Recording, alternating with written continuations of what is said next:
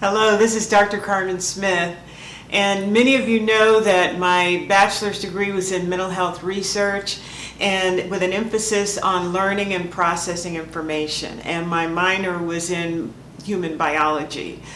And one of the research studies that I conducted was having to do with how we are implanted with information on a daily basis, but specifically with television programs, local news, national media. And so we have a television that comes into our living room and spews information about the weather, information about the economy. But what I paid attention to was how the media was portraying race, religion, nationality.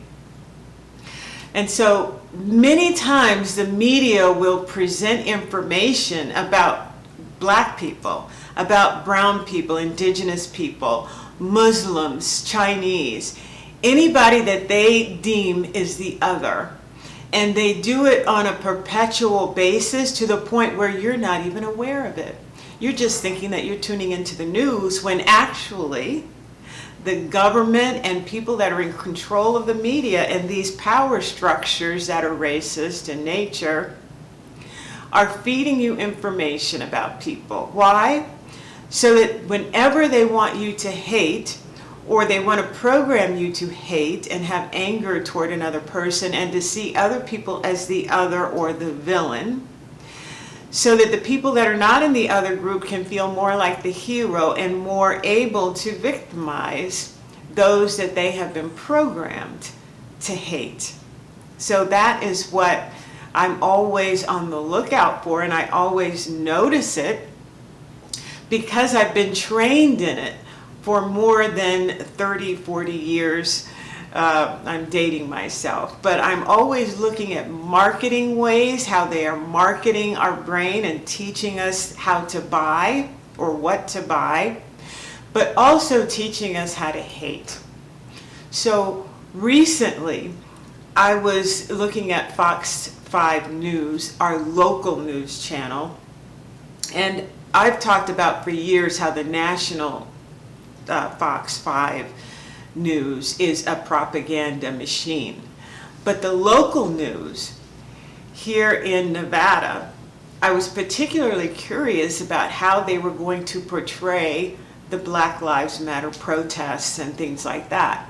And what I noticed is whenever they talked about the protests, they used violent and aggressive words, even violence, criminal behavior, all of those things, and showing images of peaceful protests, and then playing up when there was some type of violence or burning and saying that those were the same protesters when actually they could have been other people. So there was a specific narrative that was being played out. So I called Fox 5 News. I wanted to talk to the news desk about implicit bias. I wanted to have a conversation because of the times that we're living in. So my gifts and talents are on media and how the media can feed negative, racist stereotypes to the public on a daily basis. Other people, they might go out and protest and be involved in police violence, police reform, or defunding the police, which I'm all for. But I think the key message is, where are your gifts and talents, and where do you see the implicit bias and the structural racism? And based on your gifts and talents, that's where you'll focus on. So I called the media. I called Fox 5. I sent letters to the station, not only through the mail, but I delivered them and put them in a box outside the building. I did all of those things, and I would call every couple of days to leave messages for the news editor, the news person there at the desk.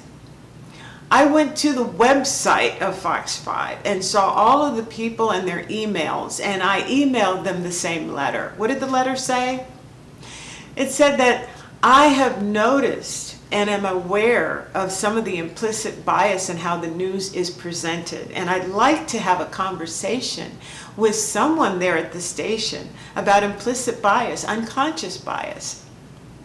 I did not get a response. This went on for about 3 months until I could feel an anger coming up in me, because I was continually watching the news and jotting down times and situations where they were programming. So I was getting a little irritated.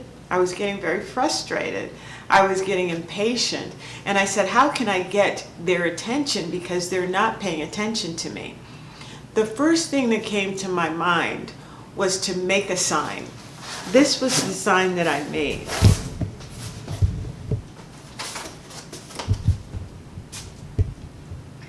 Now this sign was reflecting my anger, my frustration. I wasn't being heard.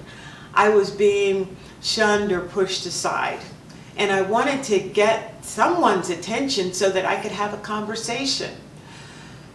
Well, I did a video with this sign outside of Fox 5, and it was talking about the implicit bias. That day I came home after filming that video, and I just felt uneasy. I felt unclear. I felt like I was not in balance. Because as a spiritual teacher, I always need to be in balance with the Creator. And I felt like I was making a statement that was just in opposition, that I wasn't seeking connection. And so what I had to be really clear about was, what is my intention? Is my intention to make a connection with those in charge of Fox 5 News?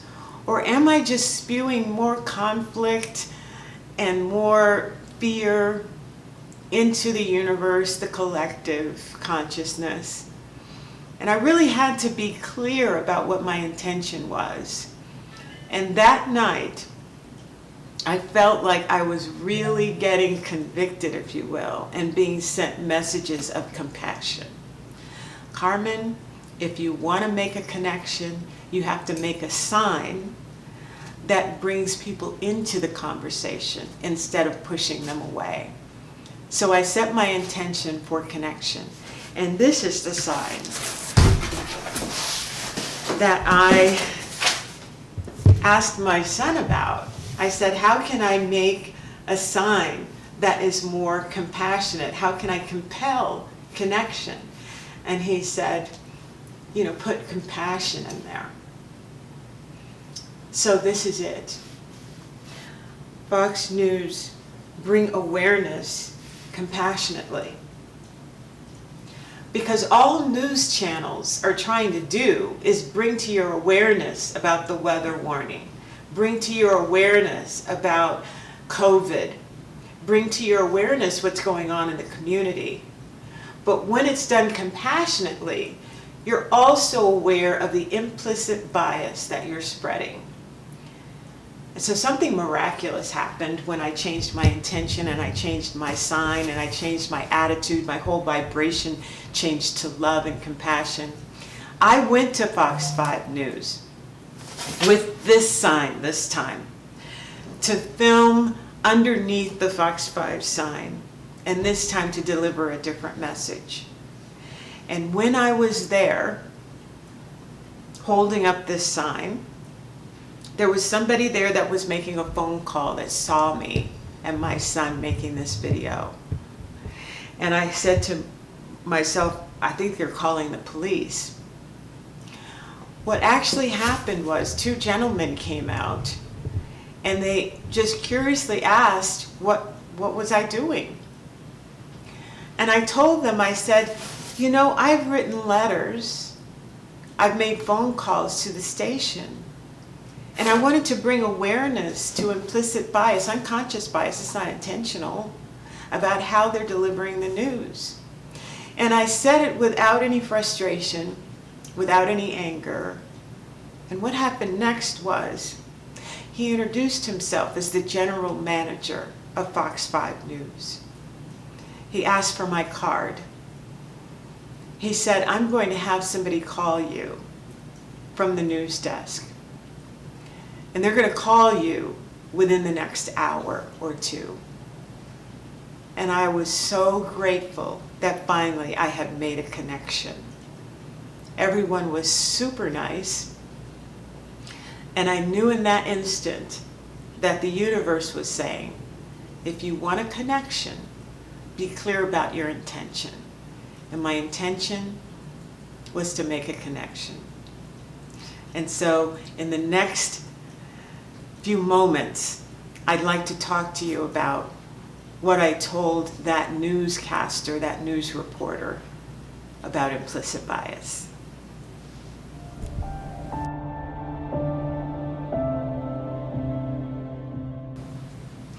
I was so excited that the general manager came out and made a connection with me, and I gave them my card, and I also gave them a letter that I had been sending once a week to Fox 5 without an answer. And he did tell me that somebody would call me in a couple of hours, and sure enough, I got a call from one of the main reporters there at Fox 5. And she wanted to know what my purpose was for being there, what was going on. And I began to explain to her that local news especially has a huge responsibility because they come into our living rooms to make us aware of what's going on in the world and what we need to pay attention to. And especially during the time of COVID-19, where people are glued to their television to get the latest information that could save their life. They're tuning in, and when there are ways that are presented on the news, ways that explain race, explain religion, and explain nationality, people are really paying attention. And this information I was explaining to her is stored in their subconscious, and we react to it without even being aware of it. And local news is particularly a culprit in this, oftentimes unintentional. Now, at first I was getting some resistance from the reporter. The reporter says, well, we don't spread any implicit bias. I don't know what you're talking about. And so I understood that, because most people are unaware of not just their own implicit bias, but they're unaware of how it is presented in our living rooms by the television.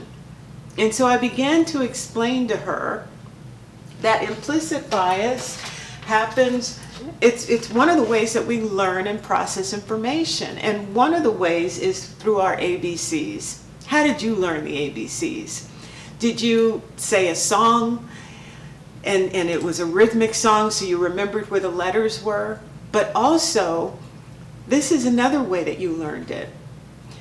In our classrooms in kindergarten and first grade, we would have a letter that was associated with an image. So C for cat, you never forget that, because C stands for cat and there's an image of a cat. So when your teacher said C for cat and pointed to the picture on the wall, ours was on the ceiling in our kindergarten class. So all around our ceiling were images along with the letter, and that's how you learned your ABCs. So I was telling the reporter that when you have an image of a black person, and it's usually a mug shot, and you're telling the audience over the picture, so you're showing the picture and then the audio behind the picture is saying words like criminal, violent, then what you're programming into people is an image that black people, because especially people that don't have any access or friends or any type of relationship with people that are of a different color of skin, they'll associate them all as a group. So they'll group them all together and say, blacks are violent, blacks are criminal.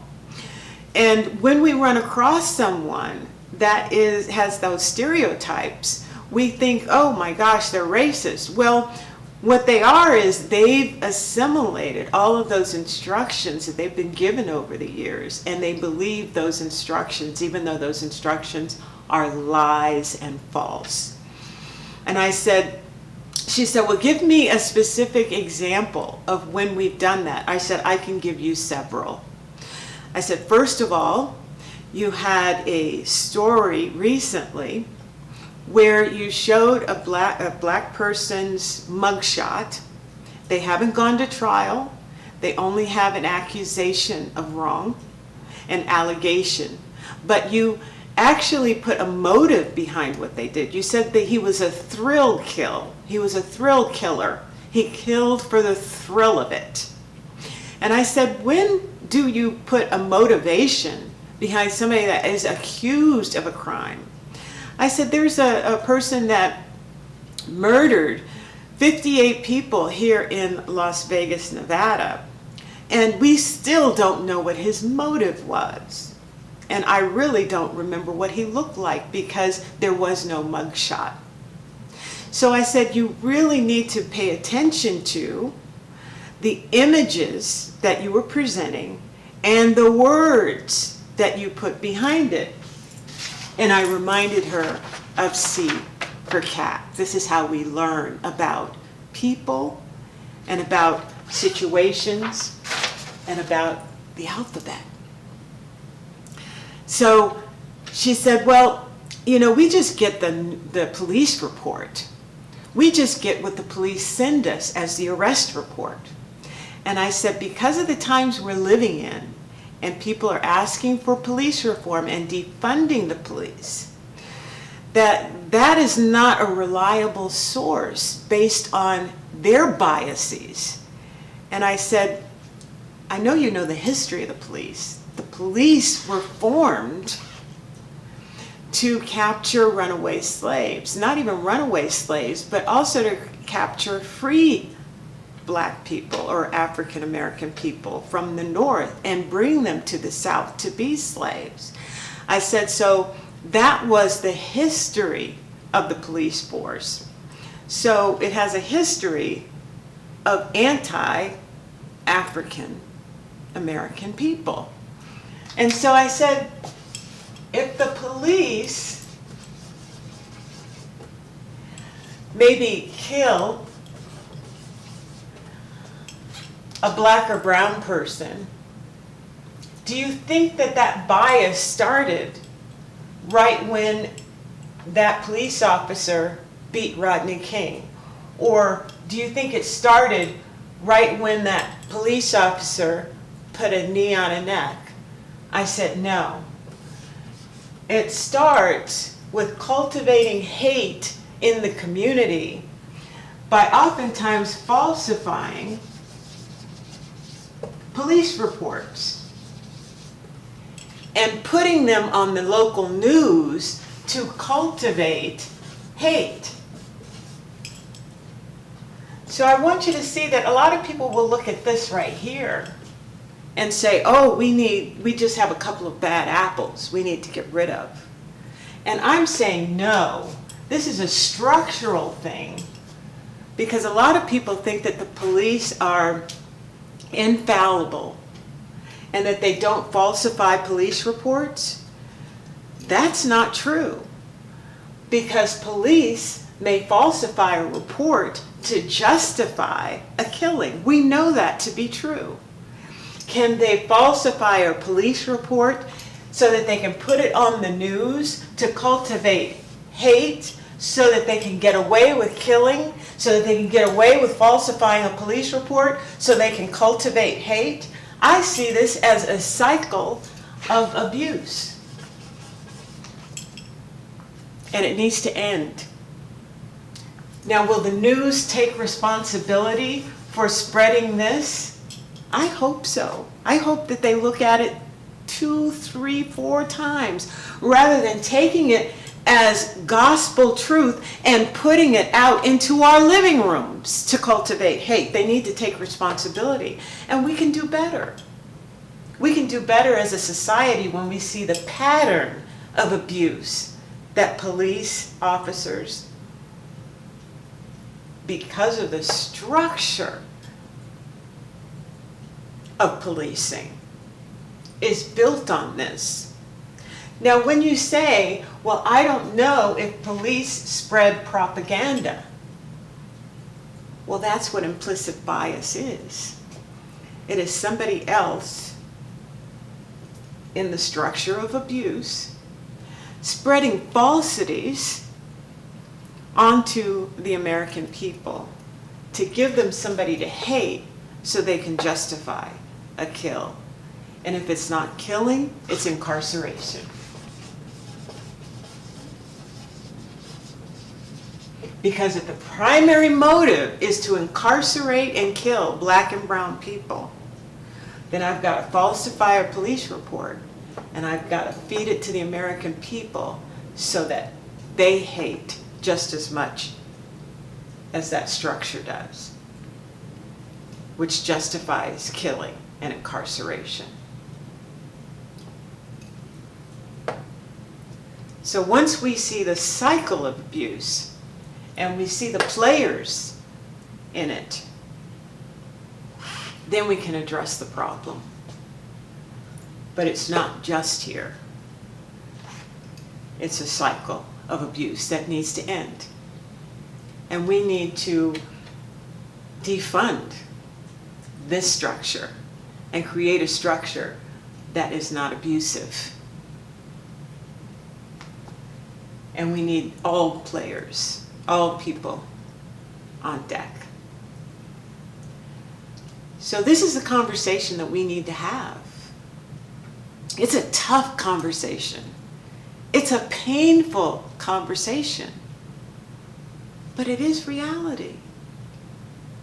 And it's okay to go into that dark place so that we can spring forward into what we want.